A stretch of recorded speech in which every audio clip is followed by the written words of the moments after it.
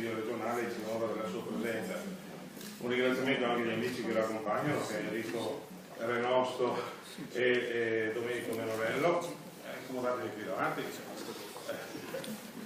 E a tutti voi che siete qui presenti oggi, sono organizzazioni professionali, organizzazioni produttori, consorzi di bonifica, GAL, un po' di tutto, rappresentano consiglieri regionali, rappresentano, diciamo, il settore agricolo, il settore primario e quello che è l'agroindustria. Diciamo che per noi qui nel Veneto l'agricoltura è un settore trainante.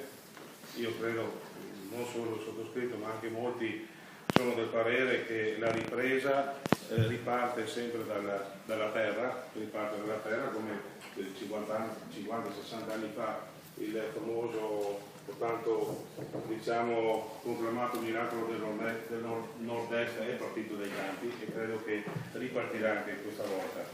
Difatti è il settore che ha i segni positivi del PIL e dell'occupazione, più 4,2% dati proprio di stamattina, mi sembra, della Codiretti, che ha dato 4,2% in più dei giovani che si dedicano all'attività agricola.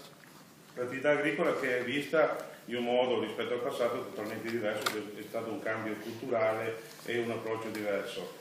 Tanto che mentre per il passato il termine contadino era spregiativo, ora il 28% degli italiani vorrebbero effettivamente fare i contadini. Poi